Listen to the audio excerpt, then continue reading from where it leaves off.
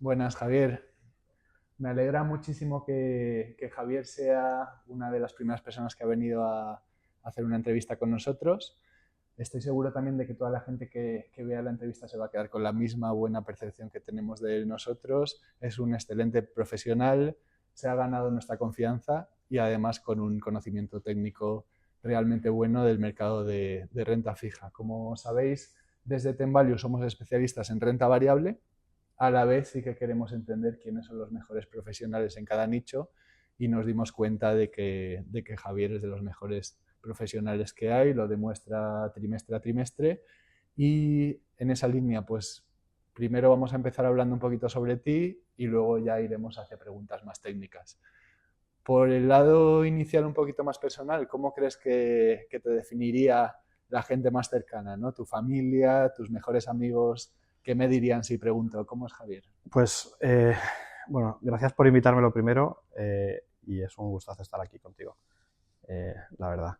A ver si le resulta útil a la gente la conversación, que espero que sí. Pues, ¿cómo me definiría la gente cercana, ¿no? Complicado porque al final uno va desarrollando diferentes, digamos, círculos de personas alrededor de uno durante tantos años que uno nunca sabe cómo le ve y además cada uno lo ha conocido en un entorno diferente, en una circunstancia diferente. Pero bueno, tratando de responder, o sea, yo creo que mis amigos son mis amigos de toda la vida, o sea, tengo el mismo grupo de amigos de cuando era pequeño en el colegio y seguimos viéndonos y además, bueno, yo no soy de Madrid, soy de Segovia, que al final, pues bueno, la dinámica de la ciudad es un poquito diferente a la de Madrid y, pero vamos, mis amigos de entonces cuando era pequeño siguen siendo los mismos de ahora. ¿Qué dirían de mí? Pues que soy una persona activa, inquieta, despierto, con la mente un poco pues trabajando todo el rato y siempre con inquietudes, ¿no? Generalmente intelectuales, pero bueno, de todo, ¿no? La gente, pues mi familia, pues yo creo que también un poco así, ¿no? O sea, la gente que más me conoce bueno, evidentemente mi mujer y mis hijos y el resto de la familia, pues bueno, yo creo que eso, persona pues siempre pensando en qué es lo siguiente que hacer, despierto, encima de la actualidad y bueno, me gusta leer prensa, me gusta leer ensayos, libros y tal. Y luego la gente que me conoce en un entorno profesional, yo creo que diría, oye, pues me gusta pensar que soy una persona razonablemente metódica. Eh, Te conocimos gracias a algún compañero tuyo, o sea, que nos hablaron muy, muy, muy bien de ti cuando no conocíamos ni conocíamos todo lo que está haciendo Intermarine en renta fija, ¿no? Y nos sí, dijeron, pon el foco ahí, como... sí, no, a ver, la verdad es que en Intermoney los compañeros son fantásticos. O sea, vamos, cada uno en lo suyo me parecen todos espectaculares, Pienso lo tanto mismo. la gente que está en la gestora como en otras entidades del grupo. Y bueno, yo quiero pensar, pues eso, que me venga una persona, digamos, con método, con capacidad de trabajo y quiero pensar también con algo de capacidad didáctica, ¿no? O sea, que con la capacidad de explicar las cosas a alguien que se enfrenta a ellas de primeras, ¿no? Y yo creo que aunando todo, pues quizás sea más o menos por donde puede ir una pequeña descripción mía. No me sorprende por lo que comentas, ¿no? Pues que en algún momento de tu vida te llamara la atención este sector en general, ¿no? Que Sí, dijeses, oye, ¿y por qué pasan estas cosas a nivel económico en el mundo? ¿Y por qué unas empresas como, ¿no? Como intentar entender un poco la economía, que imagino que es como empezaste, ¿cómo crees que se despertó tu interés por las inversiones y por la renta fija en particular?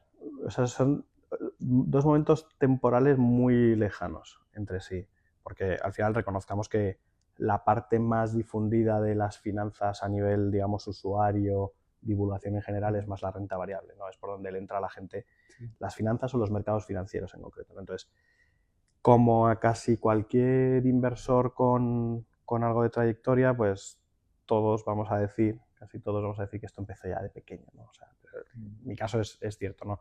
Cuando era pequeño, y pequeño me refiero a adolescente, pues hoy empiezas a ver en las noticias, pues oye, esto que sube, esto que baja, la economía, el desempleo, la inflación y tal, y entonces empieza un poco a despertarse un interés ahí, ¿no? Que está. A mí, bueno, pues me gusta leer la sección de economía del periódico que traía a casa mi padre, me gustaba poner Bloomberg Televisión cuando podía en la tele y tal, y me resultaba curioso, sin entender yo más de lo que todo aquello significaba, ¿no? Entonces, cuando llegó el momento de elegir un poco, pues, acabar el colegio, empezar con formación universitaria y demás, me tiraban dos mundos. Había dos mundos que me traían mucho. Uno era el mundo, digamos, de pues, carrera diplomática, internacional, idiomas y demás, que siempre ha sido una de mis pasiones, de mis gustos. Y el otro el mundo económico-financiero, ¿no? Entonces, al final, por tratar de aunarlo todo, hice una doble licenciatura en Derecho y Administración y Dirección de Empresas, y de ahí un poco pude mantener abiertas las opciones, ¿no? Cuando avanzando en la carrera me gustaba mucho más las finanzas, la contabilidad, la valoración, la gestión de carteras y demás, pues ahí un poco me orienté hacia ese lado y dejé el derecho un poco de lado, pero siempre me ha resultado súper útil para el tipo de trabajo que hacemos nosotros en renta fija, y luego comentamos. Después de acabar la carrera empecé a trabajar en Morgan Stanley en Londres, y ahí es donde empezó un poco el tema de la renta fija, porque, de nuevo, digamos que la finanza y divulgación se centra en la renta variable, y los grandes inversores históricamente son inversores de renta variable, como no puede ser de otra manera, porque es donde está la rentabilidad a largo plazo, ¿no?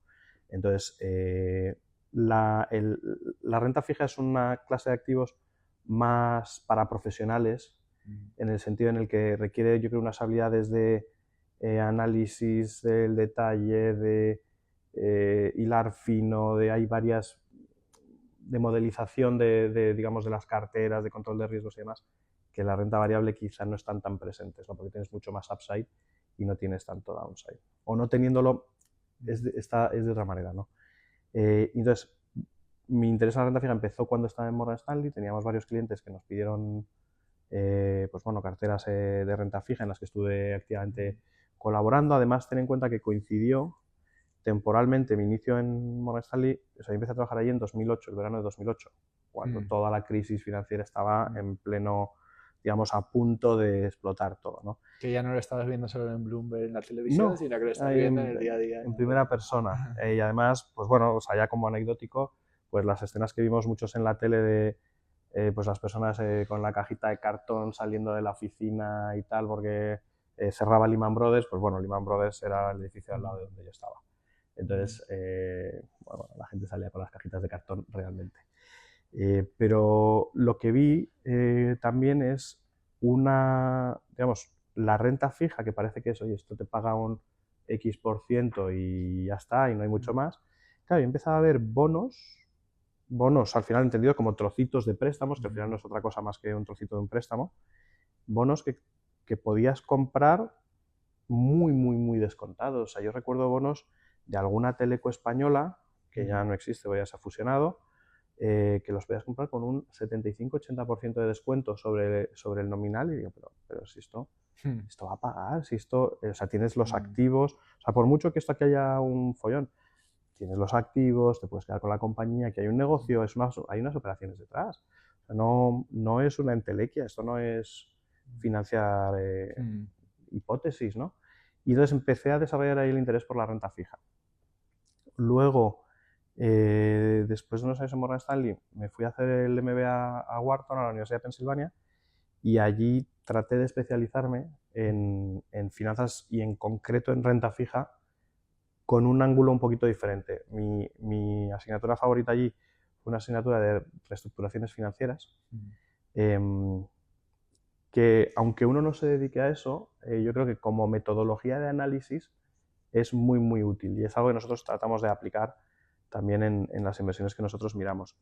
¿Por qué? O sea, me gustó tanto, tratando de racionalizar la explicación, ¿no? O el gusto por esa asignatura.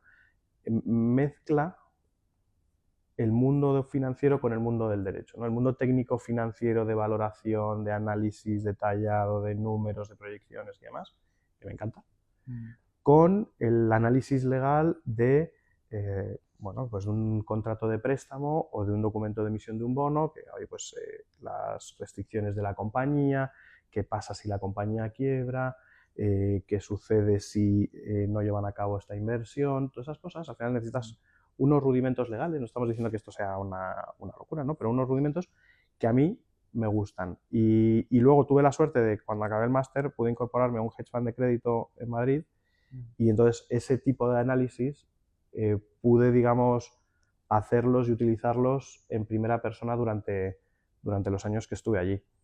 Y de nuevo, es una metodología que permite conseguir extraer valor en renta fija en partes del mercado donde la mayoría de los inversores de renta fija no quieren estar. O sea, la renta fija en general es una clase de activos más conservadora, evidentemente, que la renta variable. Entonces, el perfil de inversor, no solamente el inversor retail que invierte en un fondo de renta fija, sino el perfil del gestor de renta fija tiende a ser un perfil de gestión absoluta del riesgo, no quiero perder bajo ningún concepto, voy a, pues algo de riesgo de crédito y riesgo de duración de tipos de interés, y me posiciono y para allá sigo. Y nosotros pensamos, utilizando esta metodología, que pues, se puede generar valor en la renta fija, como dicen los de Luego lo explicarás bien, Javier, porque llevamos bastante tiempo escuchando entrevistas tuyas, viendo presentaciones, nos han encantado todas, y como siempre destacas, por ejemplo, a ver, esta parte, por ejemplo, te ha dado mucho conocimiento y hay algunos emisores que sí que ofrecen cupones muy altos, pero que tu cartera está muy bien diversificada y con un riesgo muy bajo, incluso posicionada de forma muy defensiva. Luego lo detallaremos más y lo explicaremos más, pero que es importante también que la gente sepa que tienes ese perfil técnico muy bueno, pero que a la vez tu posicionamiento es conservador, que luego también lo volveremos a ello. Sí, luego tocamos más el posicionamiento de mercado, o sea, el posicionamiento nuestro actual y las circunstancias del mercado, que una cosa al final Sí. de alguna manera condiciona o informa a la otra, pero al final, volviendo a la metodología, ese tipo de metodología de análisis es lo que nos permite encontrar joyitas, ¿no? Sí. Encontrar cosas que al gestor de renta fija tradicional no las mira, Sí. porque no le gusta, porque las ve demasiado arriesgadas, porque, bueno, por la razón que sea, porque incluso por folleto el fondo desde el que invierte no puede, pero nosotros, pues bueno, tenemos afortunadamente un mandato flexible que nos permite hacer determinadas inversiones en cosas un poquito más diferentes, Sí. y aplicando este tipo de análisis, pues somos capaces de generar rentabilidad en exceso del riesgo que tomamos. Yo creo, ¿no? Digamos, el alfa que todos los gestores intentamos buscar, ¿no? Ese ha sido un poco mi recorrido desde el mundo de las inversiones a la renta fija. Es verdad que, como todos los inversores profesionales, siempre tenemos dos gorras, ¿no? Tenemos, por un lado, que somos inversores profesionales y digamos, en nuestra profesión nos debemos a nuestros inversores, a nuestros partícipes, al mandato de gestión que tenemos, pero luego también somos personas de carne y hueso, con nuestras circunstancias personales y familiares y con nuestra tolerancia al riesgo, mayor o menor, ¿no? Entonces luego también, como inversor desde un punto de vista personal, pues también llevo tratando de invertir desde que soy pequeño, ¿no? O sea, yo desde que empecé a tener contacto en el mundo de las finanzas y a leer un poco, y luego sobre todo en la carrera con la universidad, ¿no? Con la formación más formal, al final uno llega a la conclusión, o yo llegué a la conclusión, de que el riesgo está en no invertir, no en invertir, ¿no? La gente dice, oye, pero ¿cómo inviertes así en esto? Esto es muy arriesgado, la bolsa puede caer y no sé qué.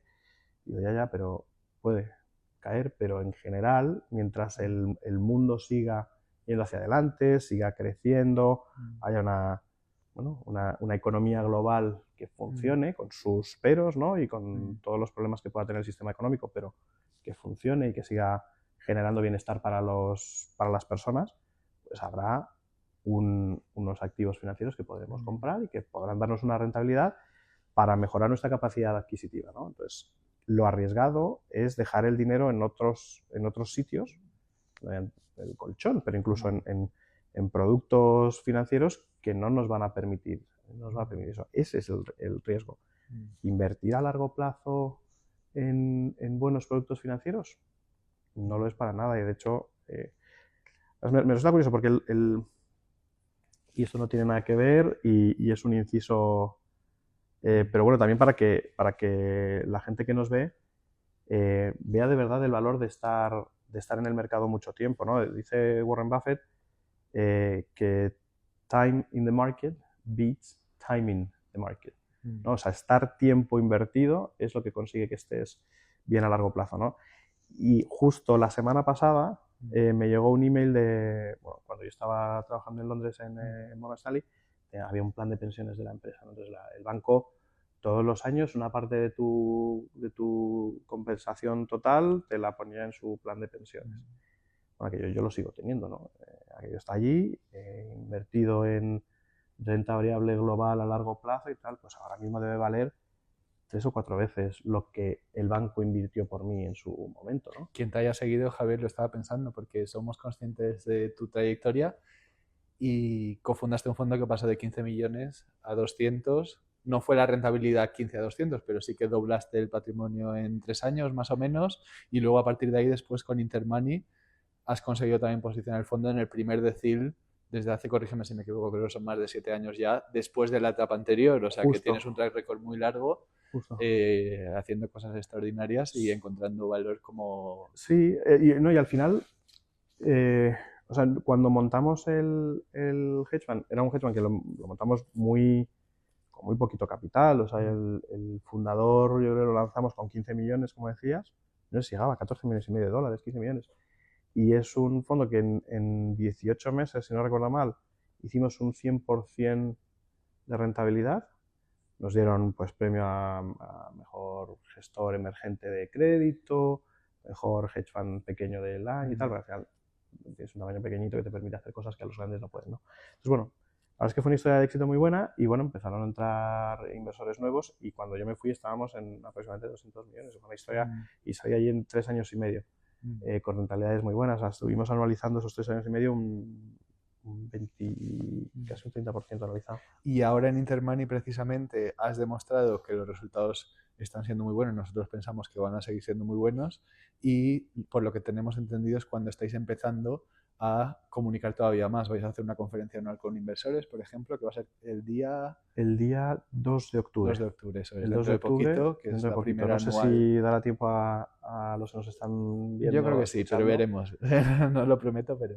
Que se unan, sí, el día 2 de octubre a las 12, justo hacemos nuestra primera conferencia anual. Ahí es verdad que las cosas se están haciendo bien a nivel gestión, los resultados son buenos y ahí están el reconocimiento, ¿no? Las 5 estrellas Morningstar, estar en el primer decil de manera recurrente. Y ahora queréis estar un poco más cerca todavía. Queremos estar un poquito más encima, ¿no? O sea, además ayer nos comunicaron justo que nos han nominado, hay un premio que se da en Londres todos los años que se llama HFM Performance Awards.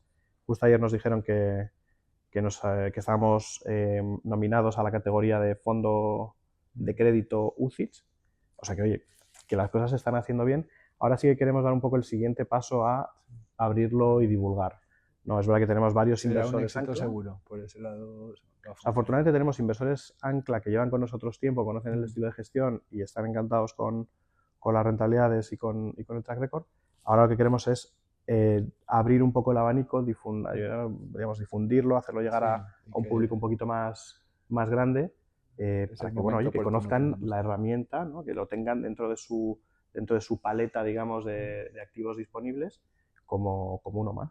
¿En qué, continuando con tu experiencia profesional, en qué etapa o en qué momento consideras que aprendiste más y por qué ha conseguido Intermoney destacar tanto en el mercado? O sea, como las dos cosas, que por un lado quizá el 2008, a lo mejor que has mencionado antes, 2008-2009, esos años a lo mejor son en los que más, a lo mejor, pregunto a ti, si me cuentas un poco cuándo aprendiste más y eso, y cómo habéis conseguido lograr esas rentabilidades y demostrar que no es solo palabras, sino que, sí, eso, que estáis haciendo algo único.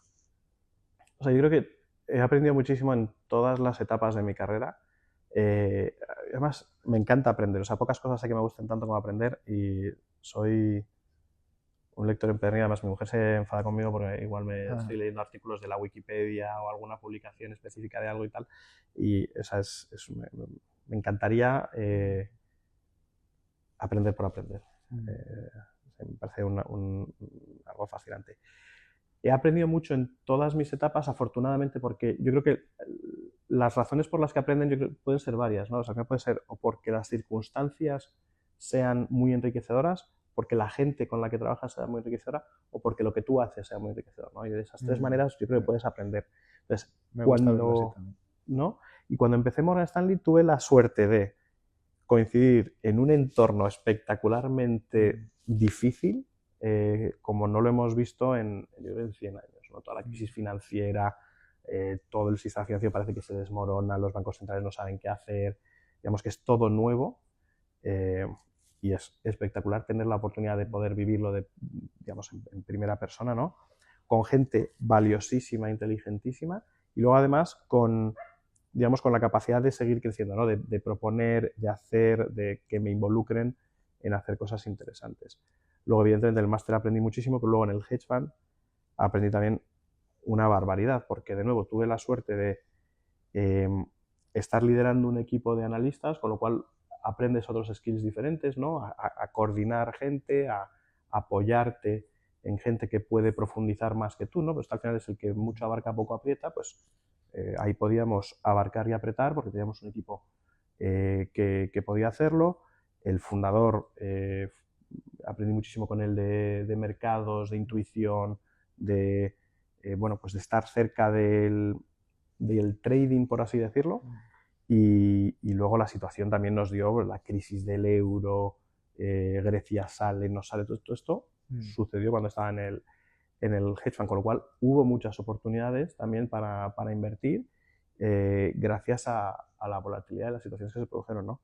Y luego en Intermoney, de nuevo, también la suerte de tener gente cerca, inteligentísima y valiosísima, que es capaz de, digamos, de despertar en mí inquietudes pues de querer saber más sobre determinadas partes en la renta fija o de modelizar las cosas de distinta manera o de darle un spin diferente a algo que estamos analizando en un contexto de COVID, represión financiera, subidas bruscas de tipos, o sea, todo un entorno muy, muy también diferente al que podía haber estado acostumbrado, y con la capacidad, digamos, ya como gestor de tomar decisiones de primera mano, de tener relaciones con los inversores y más. La verdad es que estoy agradecidísimo a toda la gente con la que he podido trabajar en estos ya unos cuantos años, ya ¿Cómo es 20 años. Javier, vuestro proceso de inversión en Intermoney y la parte de la construcción de cartera en particular? ¿Qué puede esperar en ese sentido de cómo trabajáis y cómo se construye la cartera a un inversor que Pues, confíe en vosotros? En la parte de renta fija, un inversor que confíe en nosotros, pues mira, puede tener la seguridad de que la cartera va a estar muy bien diversificada. Ahora mismo tenemos del entorno de 80 nombres en cartera, 80 bonos, algún nombre menos porque tenemos varios bonos de algún mismo emisor. Una cartera muy diversificada que es fundamental en renta fija. El principal riesgo que uno tiene en renta fija siempre es una quiebra, y la manera natural de cubrirse de ese riesgo es diversificando la cartera. O sea, por un lado eso, por otro lado, el riesgo de crédito que tomamos es un riesgo que nosotros analizamos en primera persona, y eso lo que quiere decir es que, oye, pues ahí están las casas de análisis, ¿no? Y lo hacen muy bien y dan sus notas. Para nosotros son una referencia. Nosotros que algo sea AA o BB no implica que sea más o menos invertible para nosotros. Para nosotros eso es un punto de información más, pero nosotros hacemos nuestro propio análisis y eso lo ponemos en contexto con el precio. Porque al final lo que nuestros oyentes tienen que entender también es que no hay activos buenos o malos, per se, en abstracto. Hay activos malos o buenos en función del precio al que puedes comprarlos. Valor y precio. Valor y lo precio. Que nos gusta a nosotros. Efectivamente. Valor y precio. Entonces, si nosotros somos capaces de encontrar un activo que a lo mejor no es tan sexy, no es tan bonito, no es tan agradable, pero que está a un precio inferior al valor que nosotros le asignamos, entonces es una buena inversión y nosotros lo que tratamos es hacer buenas inversiones. Y entonces el análisis de crédito siempre como el pilar de la construcción de la cartera, y luego una digamos, entonces siempre, digamos, en la filosofía es bottom-up, ¿no? Construir la cartera desde el nombre concreto hacia arriba, hacia luego una alocación sectorial, geográfica y demás que va a estar informada por cuál es nuestra visión macro del mundo en cada momento, ¿no? ¿Qué opinas de la situación actual? Hablando también Justo, sobre esa parte. hablando de esa ¿Y parte, cómo os posicionáis pues ahí, o sea, es curioso, ¿no? Pues un poco cómo está evolucionando también esa parte y cómo que la gente se puede pensar que buscando rentabilidad podéis ser muy agresivos, pero realmente no es la realidad. La realidad es que estáis logrando obtener buenos resultados con una posición muy conservadora, ¿no? Que eso es lo que tiene doble mérito desde nuestro punto nosotros, de o vista. sea, tenemos la suerte de que tenemos un mandato de gestión muy flexible.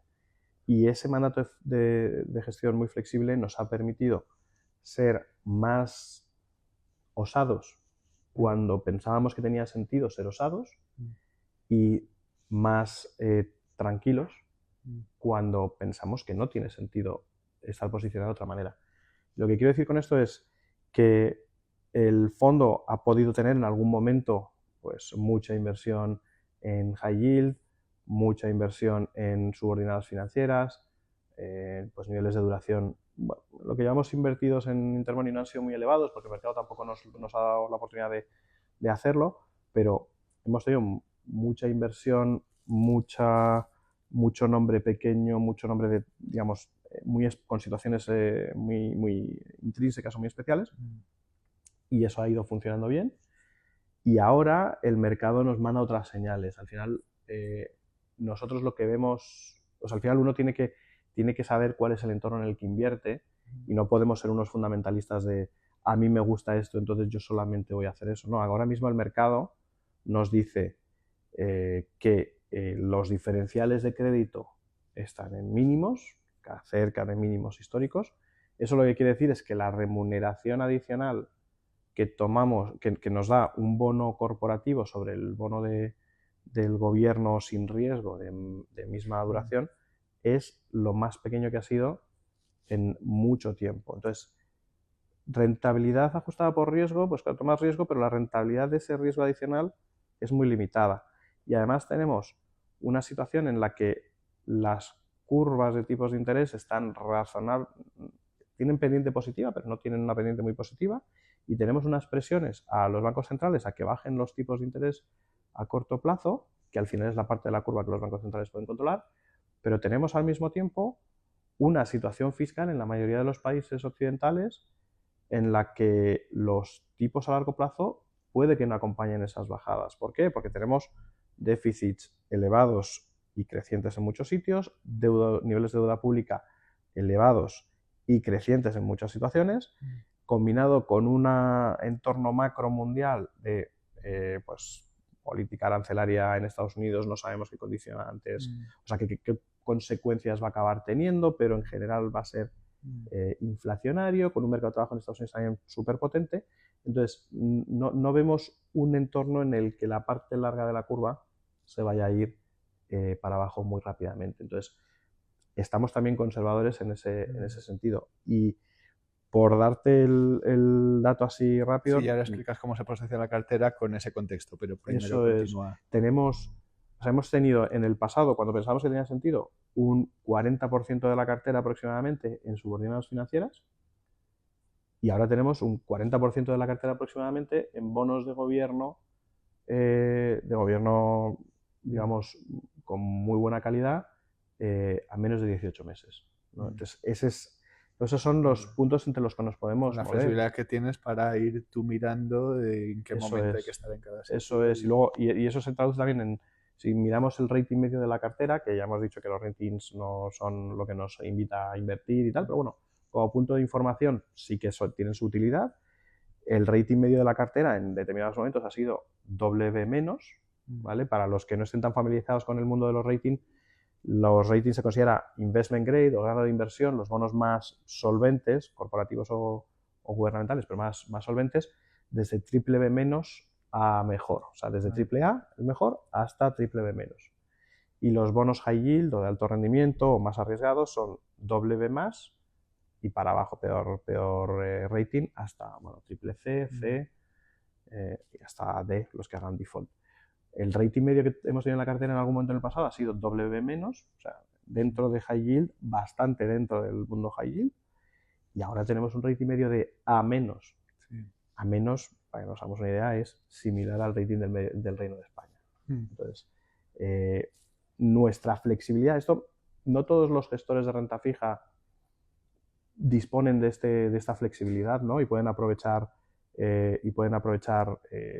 digamos, la dinámica de los mercados. Nosotros tenemos la suerte de que tenemos un mandato muy flexible y creemos que esta flexibilidad aporta valor también al inversor, ¿no? El inversor que cree que, oye, yo tomo las decisiones y entonces quiero bonos periféricos, Europa, 3-5 años y tal, pues está muy bien, y hay gente profesionales que son capaces de hacerlo, pero para el inversor en general ese tipo de esfuerzos no compensa, porque la mayoría de la gente no puede estar encima del mercado, no puede estar reaccionando a las noticias, nosotros tenemos la capacidad de poder hacerlo. Queda muy bien explicado. Y por esa parte, entonces, ¿cómo posicionáis la cartera ahora con ese entorno que has explicado?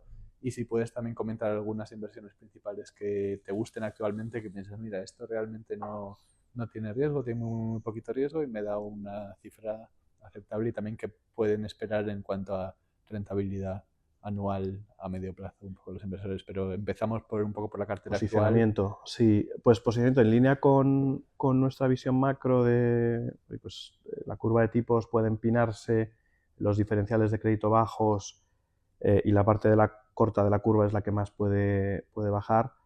Pues ahí la consecuencia de eso es que tenemos muy poco riesgo de crédito, sobre todo en relativo con el histórico que hemos tenido, poco riesgo de crédito, digamos, lo que llamaríamos beta de mercado, poco riesgo de crédito agregado sin algún tema especial, con el crédito que añadimos pues muy seleccionado, poca duración en las carteras, en la cartera de renta fija en concreto tenemos en el fondo una duración de 3 y poco, que es relativamente corta, sobre todo si comparas con índices, y mucho bono de gobierno a corto plazo, lo que te decía, casi un 40% de la cartera está en bono de gobierno a corto plazo.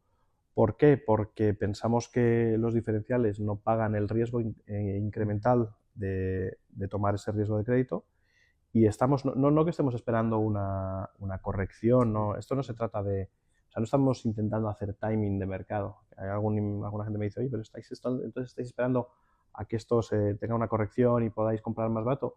No necesariamente, o sea, nosotros creemos que es peligroso, pero no está justificado desde un punto de vista económico el riesgo adicional, entonces preferimos estar más cautos en ese sentido. ¿Vendrá la corrección o no? En algún momento vendrá, siempre han venido correcciones, y entonces aprovecharemos para digamos, poner capital a trabajar en otras partes del mercado que pensemos que son más interesantes en ese momento, pero si no viene la corrección no pasa nada. Nos parece que es sensato, con los precios, con los niveles de mercado ahora mismo, estar más cautos en ese sentido. ¿Algunos valores que os gusten? ¿Algunos emisores que ahora mismo...? Pues mira, la parte más... Que os den,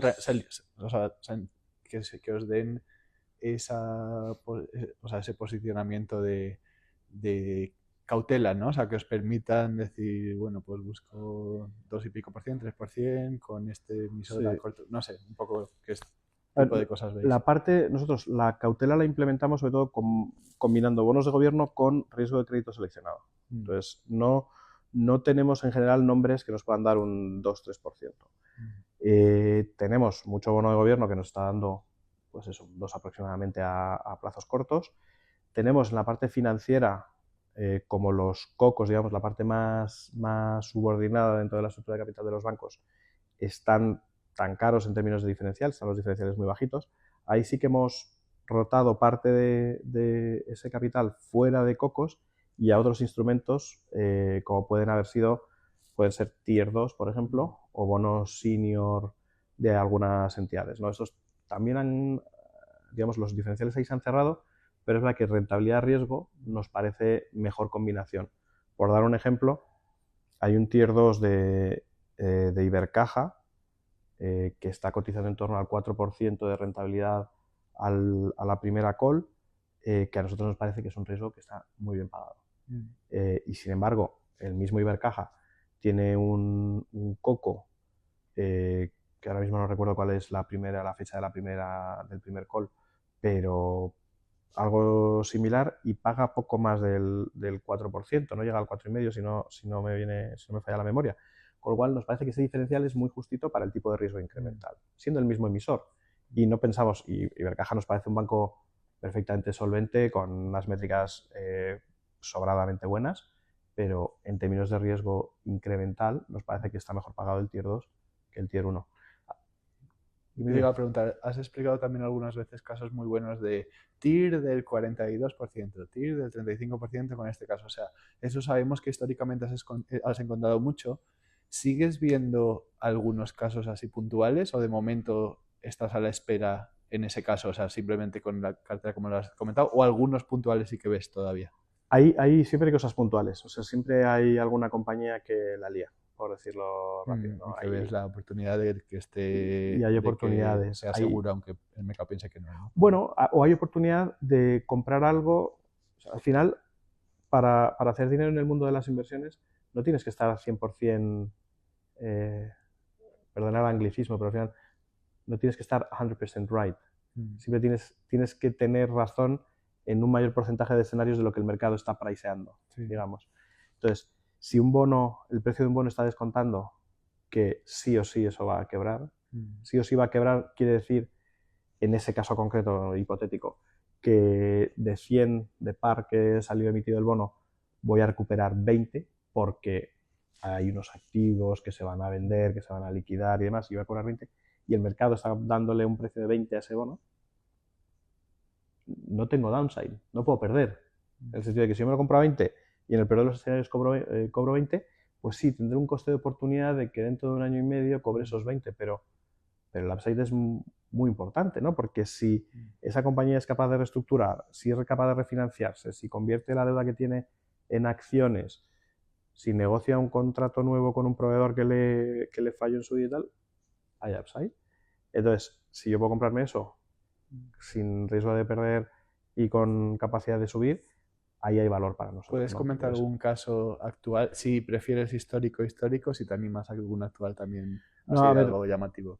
histórico, o sea, un caso histórico similar a esto que nos gustó y que tuvimos la oportunidad de hacer es el caso de Intralot, que es una empresa de telecomunicaciones, es más operaciones de loterías griega, y eso tenía muchos problemas porque habían perdido algunos contratos que tenían, pero el mercado estaba pasando un poco por alto, pues que la capacidad de generar caja seguía siendo buena incluso sin esos contratos, que tenía activos que podía vender porque tenía algunas filiales en determinados sitios, había habido transacciones recientemente y ahí sí que podían vender, podían entrar a caja y podían refinanciar la deuda con relativa facilidad, y entonces nosotros ahí le asignábamos un valor en el peor de los escenarios de, pues si no recuerdo mal, de en torno a 30 al bono. Pudimos comprar el bono a 40 y poco, que nos parecía un downside muy limitado comparado con el upside. Nosotros pensábamos que esa compañía podía perfectamente refinanciar el bono que teníamos y que nos iba a sacar a par al cabo de que faltaban 3 años y medio para el vencimiento. Y así fue, ¿no? Ese tipo de oportunidades, digamos, de orfebrería que intentamos encontrar.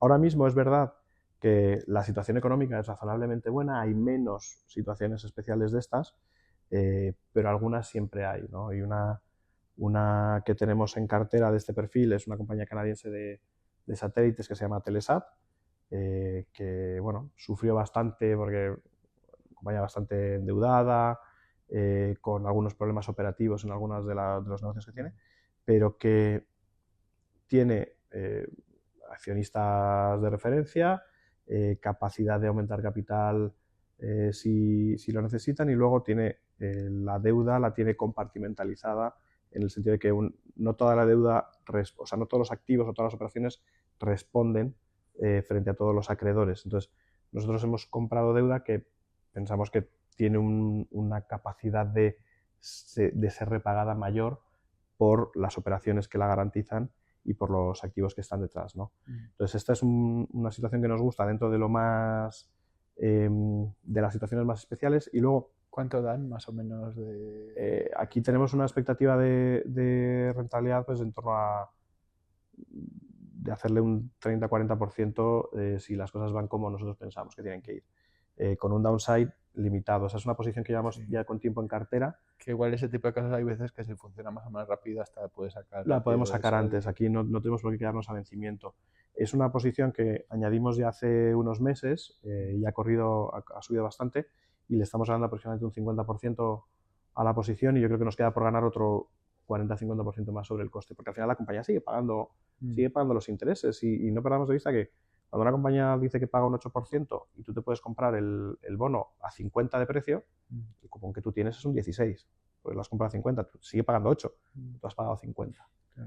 Entonces, eso digamos que ha funcionado a nuestro favor. Nosotros ahí ya, aunque el bono se fuera a cero, nosotros habríamos ganado dinero con esta inversión, con todos los cupones que han sumado ya.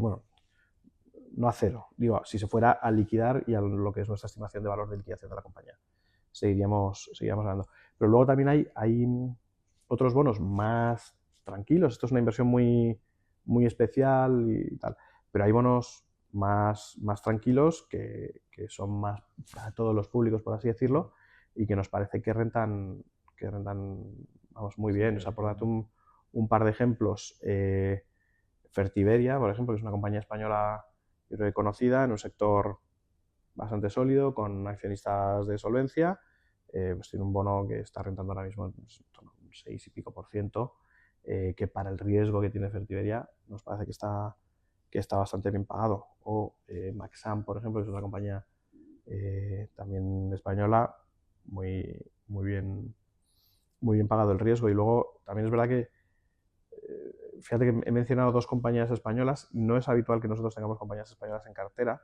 no por nada especial, sino porque al final no nos centramos solamente en España, somos inversores globales, la cartera tiene bastante peso en Europa, pero también tenemos bastante nombres latinoamericanos, pues tenemos algunas cositas en Brasil que nos han funcionado muy bien, Samarco, por ejemplo, es una minera que nos ha funcionado muy bien, hemos tenido nombres como Vedanta, por ejemplo, en Asia, una compañía india.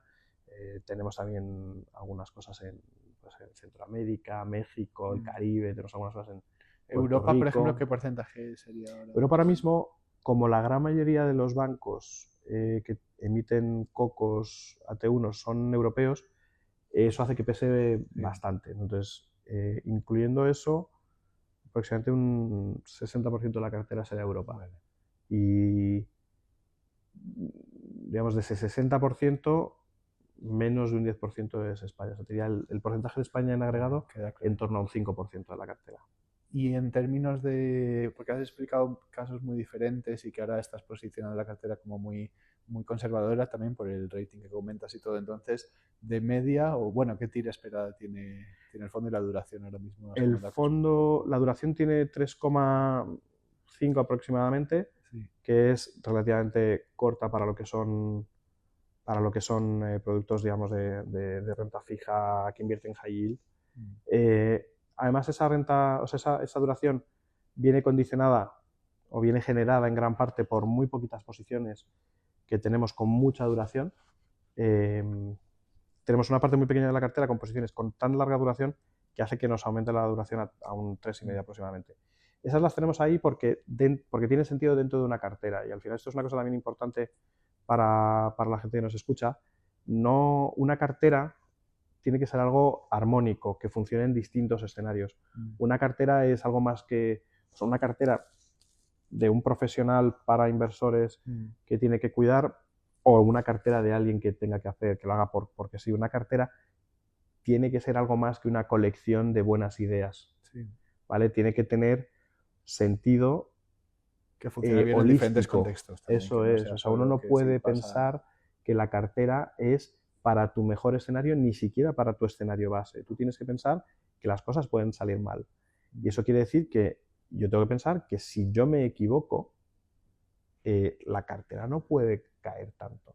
Entonces, cuando te decía antes que nosotros no pensamos que la parte larga de la curva vaya a bajar, pero puede que nos equivoquemos. Entonces, ¿cómo hago yo que ese error no me cueste tanto o no cueste tanto a nuestros inversores? Entonces, la manera que nosotros hemos encontrado es, si eso ocurre, quiero un bono que me dé mucha convexidad, mucha simetría en cuanto a rentabilidad, ¿no?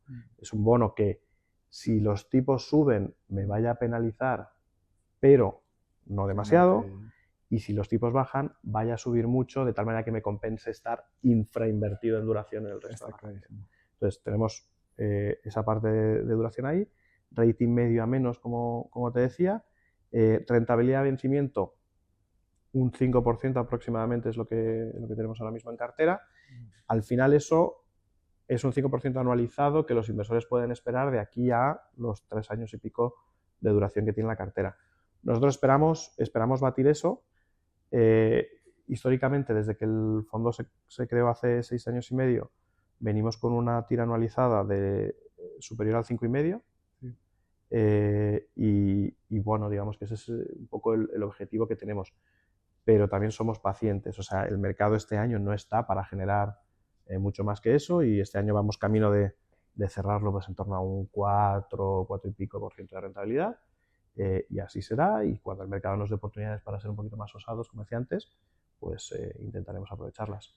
Voy a, Javier, con las 2 últimas preguntas. Por un lado, ¿qué se puede esperar? Bueno, sí, ¿qué se puede esperar de ti como gestor de renta fija en Intermoney? Y luego, por otro, también como profesional del sector en general. Y luego la última también, ya por terminar con un tema diferente, un poco en línea con cómo empezamos, que en general, ¿qué te gusta hacer en tu tiempo libre? Y bueno, has comentado mucho pues de aprendizajes, de lectura, pero también pues un poquito más. Entonces, perfecto. Por las 2 partes. Primero la parte más técnica y luego ya la última para acabar con un poco tus más aficiones. Pues, mira, o sea, a nivel profesional, ahora yo creo que no, lo que me gustaría es poder seguir contando con una base de inversores como la que tenemos, que entiende el producto, entiende lo que estamos haciendo, entiende el valor de hacer algo diferente en renta fija, algo con poca correlación con el resto de la renta fija, algo que permite, digamos, expandir la frontera eficiente de sus inversiones, y seguir teniendo esa flexibilidad, ¿no?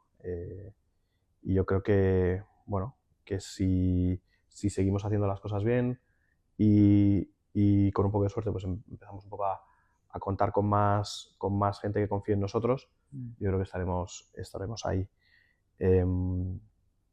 Y luego, a nivel personal, pues oye, tengo gustos muy variados, pero a mí, por ejemplo, me gusta pasar tiempo con mi familia, me encanta pasar tiempo sobre todo no, pero me encanta pasar tiempo con mi mujer. Yo tengo la suerte de que mi mujer es mi mejor amiga, entonces al final eso para mí es importantísimo, ¿no? Y pasar tiempo con ella de una manera o de otra es fantástico. Además, tengo la suerte de tener 4 hijos fantásticos, con los que me gusta pasar tiempo además. Entonces, bueno, pues... Ya lo has dicho todo, vamos. Entonces el tiempo libre se me va ahí, gran parte. Suena muy bien. Y luego, a nivel deporte, es verdad que estoy un poquito más vago últimamente, pero me encanta la bicicleta. Al final soy de Segovia, me gusta la montaña, me gusta el monte y tal, y me encanta ir con bicicleta por ahí.